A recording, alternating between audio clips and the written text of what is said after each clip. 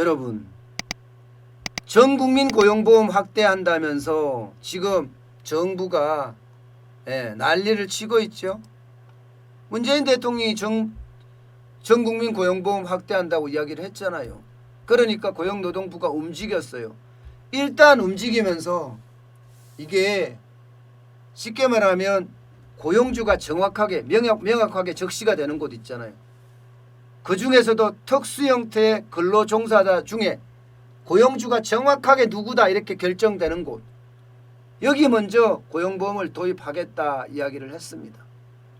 당장 골프장만 하더라도 골프장에는 캐디가 있잖아요.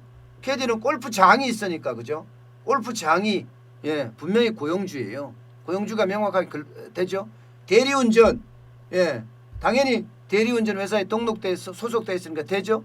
그 다음에 물건 배달, 이것도 분명히 소속돼, 배달의 민족 이런 데 소속돼 있으니까 되잖아요. 이런 쪽을 먼저 고용보험을 도입하려고 합니다.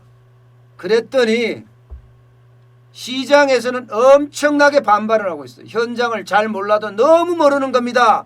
최소 20 내지 30%의 캐디들이 정부가 입법을 하는 순간 그만둘 겁니다. 이렇게 이야기합니다. 왜냐고요? 지금까지는 소득세 조금 일부만 내만 됐는데 어느 날 갑자기 이 캐디들에게도요 세금 폭탄이 떨어지는 거예요. 세금 폭탄. 이런 세금 폭탄 말입니다. 이런 세금 폭탄. 지금 캐디들 현장에서 받는 게요, 한 달에 일하면요 한 4천만 원에서 5천만 원 정도 법니다. 이게 1년에 365일이라고 하지만 365일 일하기는 힘들잖아요. 눈 오는 날 못하죠. 비 오는 날 못하죠. 한다 그래도 극소수만 하겠죠. 골프 대회 안 되죠 요즘. 그 다음에 더울 때 못하죠. 추울 때 못하죠. 이러면 연간 300일도 일 못하는 사람 수두룩해요. 300일도. 물론 2번 뛰는 사람이 있기 때문에 2번을 하루를 한다면 이게 계산하면 300일 뛰는 사람도 있겠지만 어쨌든 세전 수입으로 볼 때 한 4천만 원 5천만 원 법니다. 여기에다가 일명 버디값이라고 있어요. 보너스를 주는 거. 고생했다, 너 오늘 잘했다 해서 만 원, 2만 원, 어떤 사람도 5만 원씩 더 주는 사람들도 있습니다. 그러면 그 돈까지 합치면 한 4,500에서 5,500 정도 됩니다. 5,500 정도 된다고 쳐요. 많았을 때. 그러면 여기서 이제 어딘가에 등록해야 돼요. 고용보험이 되려고 그러면 고용주가 있어야 되고 나는 근로자가 돼야 되거든요. 그럼 캐디 입장에서는 골프장에 직원으로 들어가야 돼요. 그런데 골프장에서 직원으로 안 받을 가능성 크죠. 직원으로 안 받는다면 어떻게 됩니까? 결국은 캐디 입장에서는 개인 사업자를 내든가 그렇지 않으면 아웃소싱 업체, 인력 파견 업체에다가 들어가야 됩니다. 그렇게 소속됐을 때는 연봉이 한 4천만 원 선으로 치자고요. 그러면 여기서 국민연금 내야 되죠. 국민연금 4.5% 냅니다. 그럼 15만 원 나갑니다. 건강보험료 3.335% 냅니다. 그러면 11만 1,160원이 나갑니다. 여기다가 장기요양보험료 냅니다. 1,390원. 이거 건강보험료 10.25%입니다. 그 다음에 고용보험료 냅니다. 그럼 고용보험료 내면 0.8% 내잖아요. 그러면 이것도 2만 원 넘죠. 근로소득세 내요. 3%. 그 다음에 지방소득세, 소득세 10% 내잖아요. 이렇게 내면요 전체가 연간 부담액이 520만 원이에요.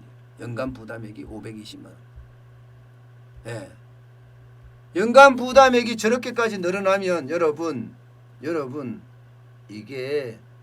이게요 캐디들 4천만 원 5천만 원 버는데 세금 520만 원 낸다 그러면 어떻게 될까요? 캐디 그만둬야죠. 안 하겠다 그러겠죠. 그러니까 이거를 입법한다는 소식이 딱 들리자마자 캐디는 캐디대로 난리, 골프장 업체는 골프장 업체대로 난리예요. 왜냐고요?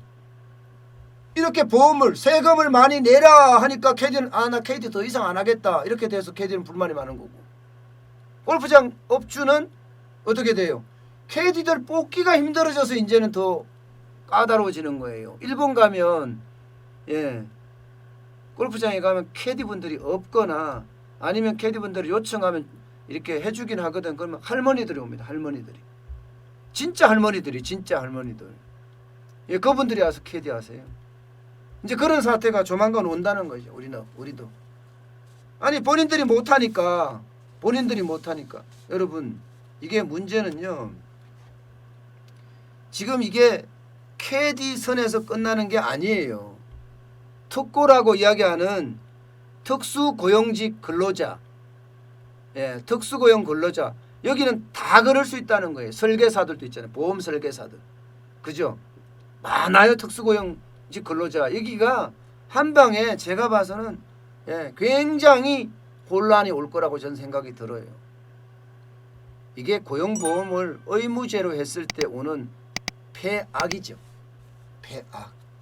그러니까 현장을 제대로 보고 현장을 제대로 보고 생각을 해야 되는데 현장 중심의 이 정책을 펴는 것이 아니라 이념 중심의 정책, 이념 중심의 정책, 표 중심의 정책, 인기 영합주의 정책, 파퓰리즘 정책 이런 것만 쓰는 거예요. 설계사 입장에서 많이 버는 사람은 어떻게 하겠어요? 세금만 엄청 내게 생겼다 이렇게 지금 나오는 거 아니겠어요? 그러니까 현장에 적합한 정책이 중요한데 현장에 적합한 정책이 도대체 뭔지를 모른다. 저는 이런 생각까지 해봅니다.